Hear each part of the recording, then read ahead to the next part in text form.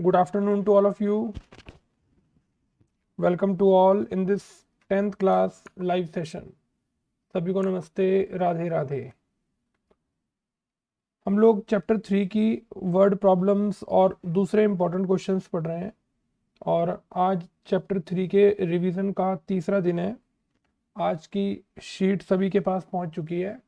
31 तारीख की ये शीट हम लोग स्टार्ट कर रहे हैं। खूब इम्पॉर्टेंट और अच्छे क्वेश्चंस जो बोर्ड के एग्ज़ाम में आ चुके हैं आपके पास पहुंच गए हैं। अब हम लोग इनको सॉल्व करेंगे, ठीक है। आप अच्छे से समझिए, ये सभी क्वेश्चंस इसके जैसे एनसीईआरटी में भी हैं और ये डिजिट बदल बदल कर एग्जाम के अंदर क्वेश्चंस आए हुए हैं सेम पैटर्न पर। क्वेश्चन है 2 men and 7 boys can finish a piece of work in 4 days। तो सबसे पहले क्या लिखेंगे, let 1 man alone can complete the work in X days and 1 boy alone can complete the work in Y days। ठीक है, अब लिखेंगे एक लाइन छोड़कर, therefore man's one day work, man's one day work, x का उल्टा कर दीजिए 1/x, boys one day work उल्टा कर दीजिए y का 1/y। ये देखिए x डेज ये टाइम था, जब मैंने इसका रेसिप्रोकल कर दिया तो ये वर्क बन गया। हमेशा टाइम और वर्क एक दूसरे के रेसिप्रोकल होते हैं। आपने किसी किताब को पढ़ना शुरू किया, आपने उस किताब को पढ़ते पढ़ते 30 दिन लगा दिए। आपने एक दिन में उस किताब का कितना हिस्सा पढ़ा, आप 30 दिन का उल्टा कर दो 1/30। तो मैन का वन डे वर्क हो गया 1/x और वन डे वर्क बॉयज का हो गया 1/y। ठीक है, टाइम का हमने उल्टा कर दिया, अब ये वर्क बन गया। चलिए, अगर एक मैन एक दिन में 1/x वर्क करता है, जरा क्वेश्चन पढ़ के देखिए, तो 2 मैन कितना करेंगे 2/x। अगर एक बॉय एक दिन में 1/y वर्क करता है वर्क, तो 7 बॉयज कितना करेंगे 7/y। कुल मिलाकर ये कितना वर्क करेंगे, देखिए इसमें लिखा हुआ है 4 डेज। 4 डेज टोटल टाइम है, अगर आप 4 डेज का उल्टा कर देंगे तो ये टोटल वर्क बन जाएगा। भाई जब वर्क में वर्क प्लस करोगे तो टोटल वर्क के ही तो इक्वल रखोगे। बच्चे क्या गलती करके आते हैं, 4 लिख कर आ जाते हैं। 4 नहीं लिखना है, 4 का रेसिप्रोकल लिखना है। 4 टोटल टाइम है और टोटल टाइम का उल्टा कर दिया तो ये टोटल वर्क बन गया। ठीक है, केस सेकंड में देखते हैं टीम कैसी थी। एक मैन एक दिन में 1/x वर्क करता है, तो 4 मैन कितना करेंगे 4/x और 4 बॉयज कितना करेंगे 4/y। दोनों मिलाकर कितना काम करेंगे,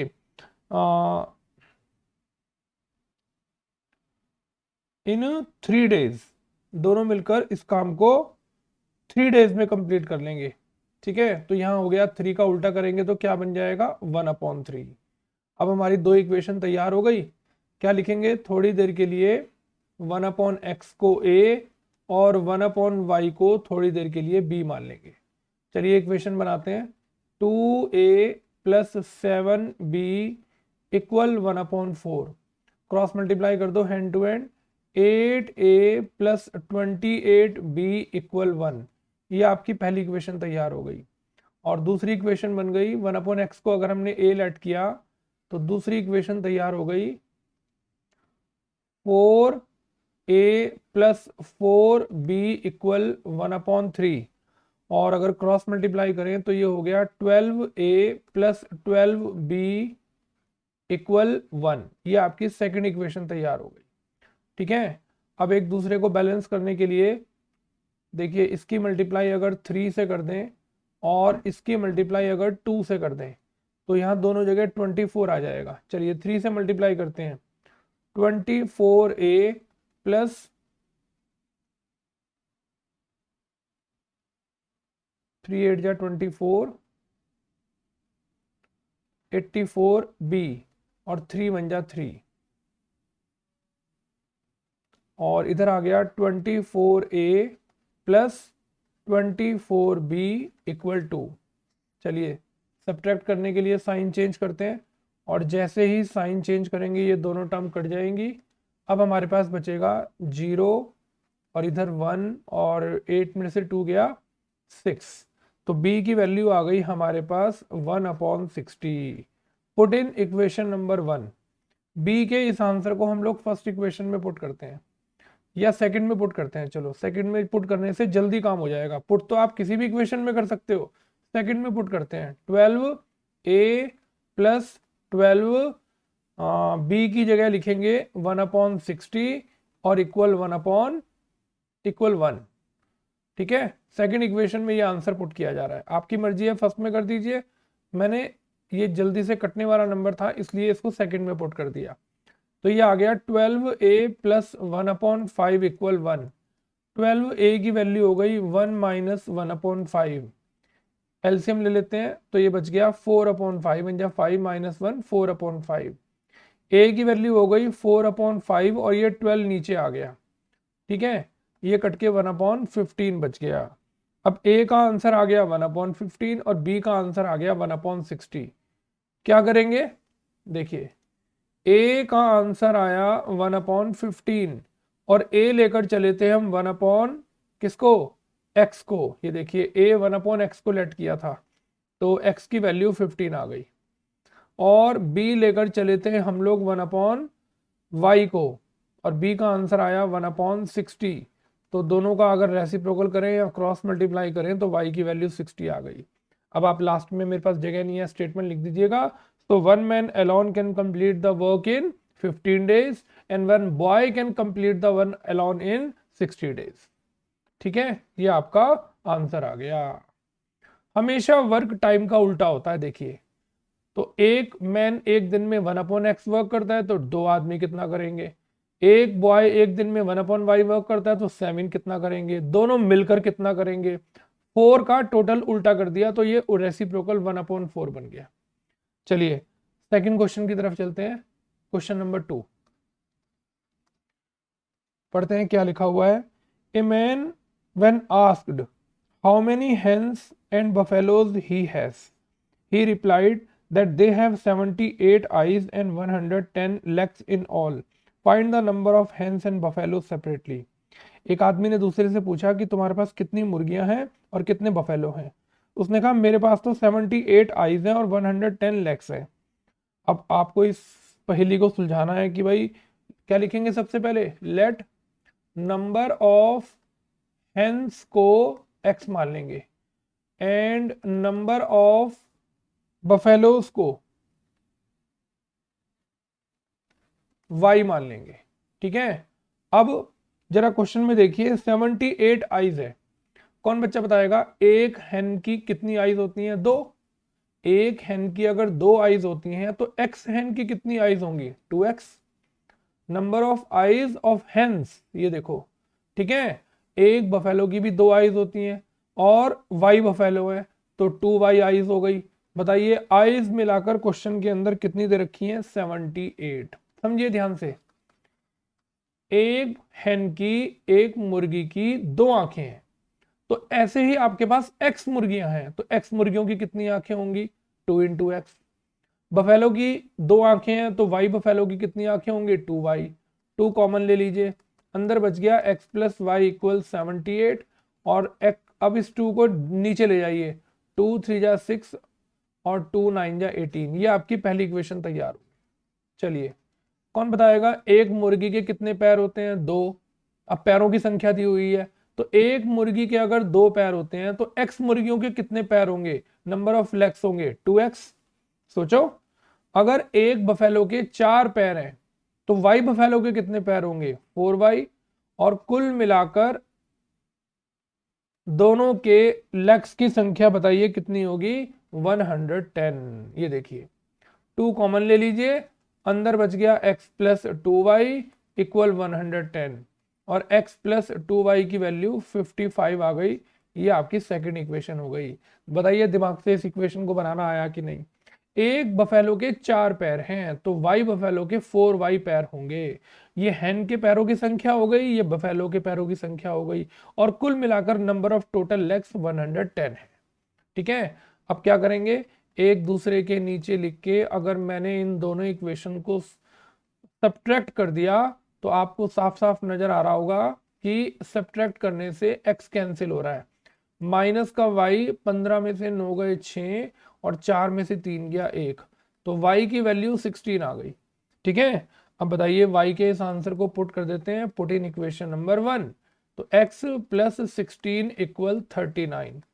x की वैल्यू हो गई 39 माइनस 16, 9 में से 6 गए 3 और 3 में से 1 गया 2, तो नंबर ऑफ हेंस क्वेश्चन में 23 हो गई और नंबर ऑफ बफेलोज क्वेश्चन के अंदर y की आंसर आया 16। ये देखिए, ये आपका आंसर आ गया। ठीक है, चले आया समझ में क्वेश्चन कैसे इक्वेशन बनाई। आइए नेक्स्ट क्वेश्चन पे चलते हैं, क्वेश्चन नंबर 3 पर। कोई कंफ्यूज हो ना, आप क्लास के बाद वीडियो को दोबारा देखिए, उस क्वेश्चन का रिपीटेशन करिए। A boat goes 25 kilometer upstream and 33 downstream in 8 hours. It can go 40 kilometer up and 77 down in 15 hours. जाने आने में पहले केस में 8 घंटे लगे, दूसरे केस में 15 घंटे लगे। कह रहे हैं स्ट्रीम की स्पीड बताओ और बोट की बताओ। अब स्ट्रीम और बोट में हम सबसे पहले बोट की लेंगे। Let speed of boat x kilometre per hour, हमेशा तैरने वाले की स्पीड पहले लेनी है। इन स्टिल वाटर, ये भी लिख लीजिए, इन स्टिल वाटर। अब लिखेंगे let speed of stream y kilometre per hour, हमेशा तैरने वाले की स्पीड पहले लिखनी है और स्ट्रीम की बाद में। अब क्या लिखेंगे, केस फर्स्ट, केस फर्स्ट। अब दोनों का आने जाने का टाइम है 8 घंटे। Time taken by boat in upstream, sorry पहले डाउन का लिखते हैं, time taken by boat in down stream, दोनों को प्लस कर देते हैं। डाउन के केस में हमेशा दोनों की स्पीड प्लस की जाती है। Time taken by boat in upstream, देखिए ठीक है, अप स्ट्रीम के केस में सेम साइड मानी जाती है तो दोनों को माइनस किया जाता है, x माइनस वाई।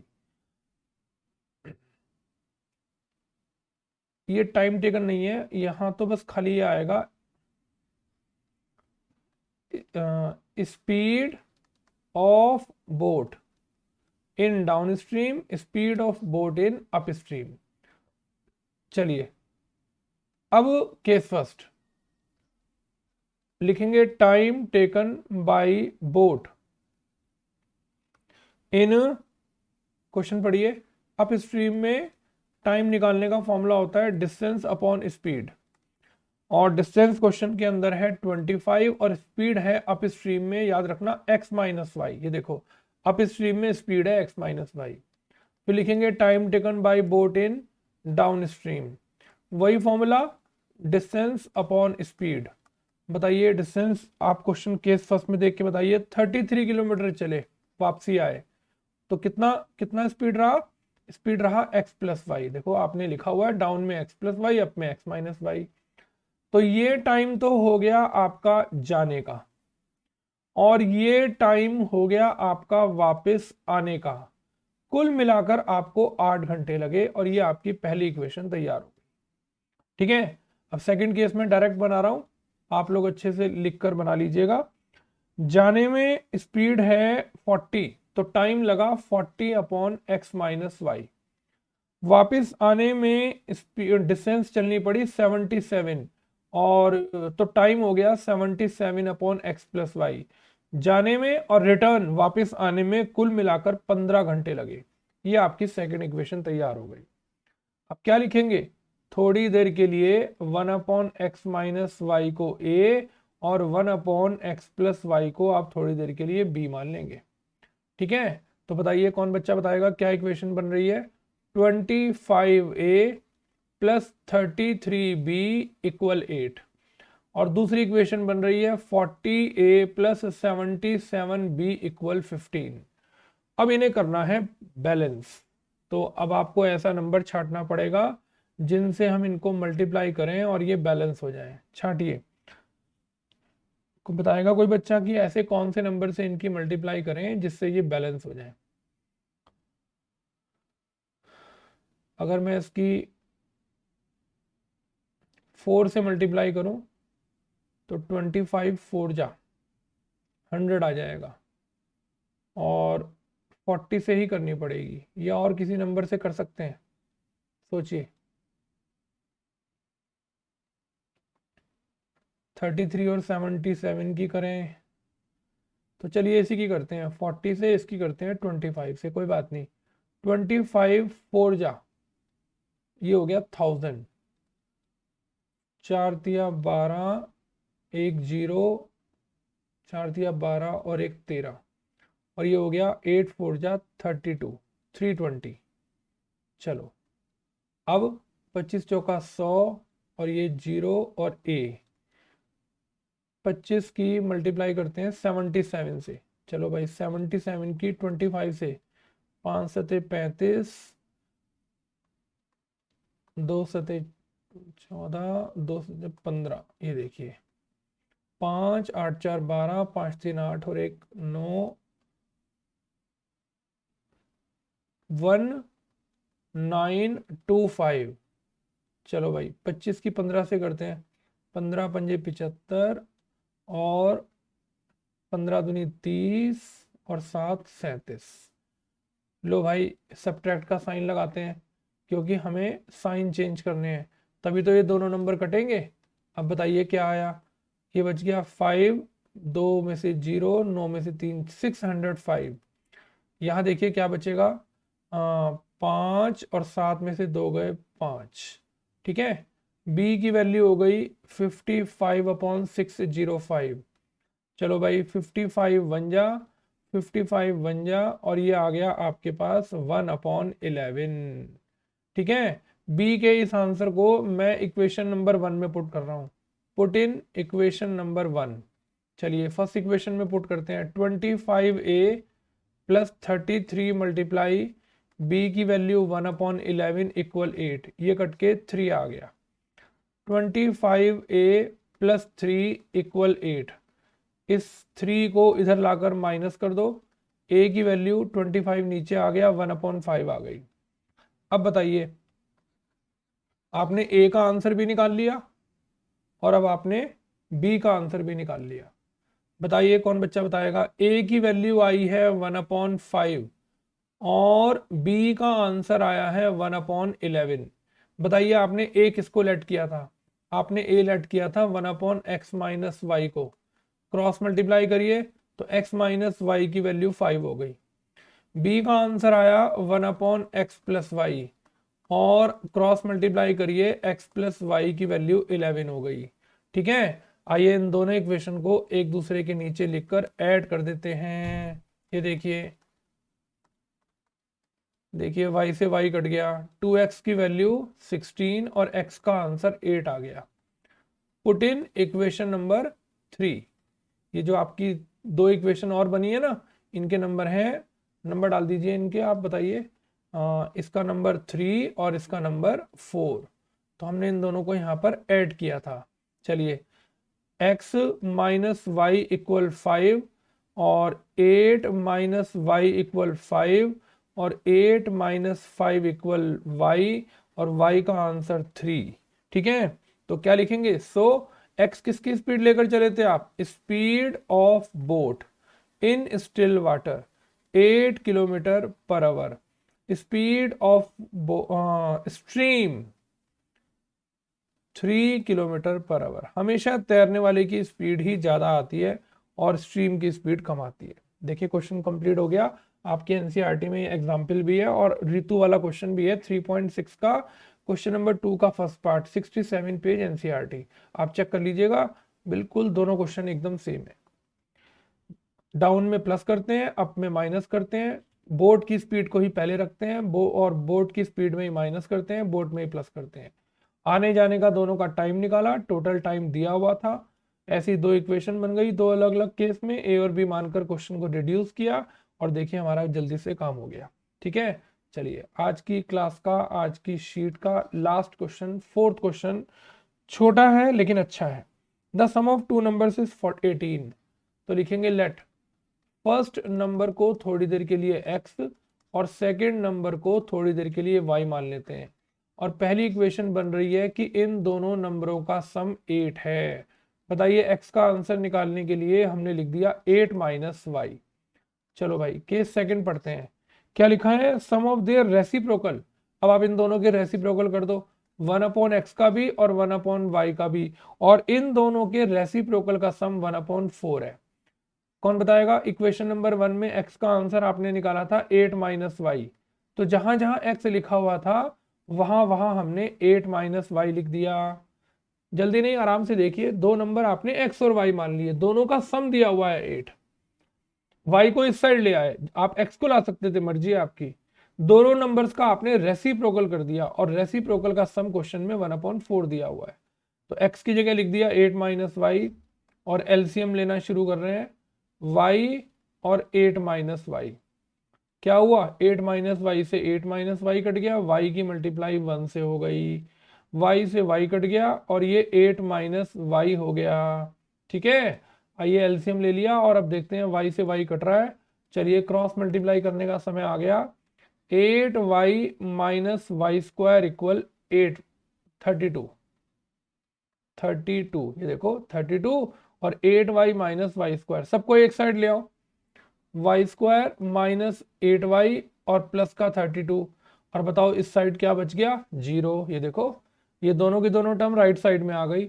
अब आपको ऐसे नंबर छांटने हैं जिनको प्लस करके तो 8 आए और मल्टीप्लाई करके 32 आए। छांटिए ऐसे नंबर जिनको प्लस करके 8 आए और मल्टीप्लाई करके 32 आए। है कोई ऐसे नंबर जिनको प्लस करके 8 आए? ओहो, आई एम सॉरी, ये तो 18 है। यश अग्रवाल जी लिख भी रहे थे लेकिन मुझे समझ में ही नहीं आया था। 18 है भाई ये तो यहाँ 18 लिख दो, और ये 72 हो गया। ज़्यादा कुछ अभी बिगड़ा नहीं है।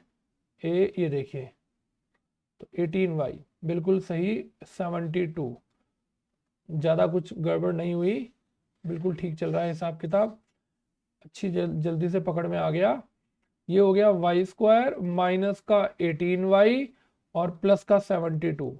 अब आपको ऐसे नंबर छांटने हैं जिनको, अब तो ठीक है भाई, जिनको प्लस करके 18 आए और मल्टीप्लाई करके 72 आए। छांटिए, मुझे जो नजर आ रहा है 12y और 6y, देखो प्लस करके आना चाहिए, जो पिछली गलती थी इसीलिए पकड़ में आई थी। अब देखो बिल्कुल पकड़ में आ गई, क्वेश्चन में 18 दिया हुआ है और मैंने 8 उतार दिया। देखो, तो दोनों को प्लस करके 18 आ रहा है, तो वाई स्क्वायर माइनस का 12y, अंदर का साइन हो गया चेंज, और प्लस के 72 इक्वल 0।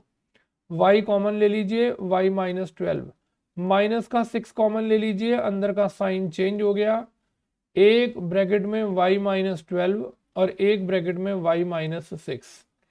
अब पहले y माइनस 12 को 0 के इक्वल रखिए, अब y माइनस 6 को 0 के इक्वल रखिए।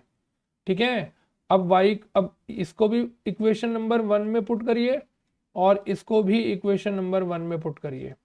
तो x का आंसर आ गया 18 माइनस 12 यानी कि 6, और इस साइड से x का आंसर आ गया 18 माइनस 6 यानी कि 12। इसका मतलब क्या हुआ कि x बड़ा भी हो सकता है और y छोटा भी हो सकता है। देखो, अगर x 6 होगा तो y 12 होगा, और अगर x 12 होगा तो y 6 होगा। तो दो आंसर हो गए, 6 और 12, और 12 और 6। ये आपके क्वेश्चन का आंसर आ गया। बताइए कहानी अच्छे से समझ में आ गई कि नहीं आ गई? देखिए, ठीक है, रेसिप्रोकल कर दिया, x का आंसर इक्वेशन नंबर 1 से पुट करके एलसीएम लेकर क्वाड्रेटिक इक्वेशन बन गई, मिडिल स्प्लिट से सॉल्व कर दिया। दोनों पॉजिटिव आए, दोनों आंसर पॉसिबल है, बड़ा छोटा हो सकता है, छोटा बड़ा हो सकता है। चलिए, ये हमारी आज की शीट बड़ी इंपॉर्टेंट कंप्लीट हो गई। कल और अच्छे अच्छे डिफरेंट क्वेश्चंस के साथ अभी चैप्टर 3 को कंटिन्यूस करेंगे, और भी कोई इसमें अच्छे क्वेश्चंस बचे हैं तो अभी उनको हम जरूर करेंगे। चलिए, थैंक यू वेरी मच। आज का रिवीजन जरूर करिएगा, जो क्वेश्चन ना समझ में आए उसको एक बार और वीडियो देखिए, और अपनी कॉपी पे अपने हाथ से जब तक आप नहीं करेंगे तब तक बढ़िया समझ में नहीं आएगा। तो आपको अपने हाथ से करना बहुत जरूरी है। चलिए, thank you very much, have a good day, Radhe Radhe.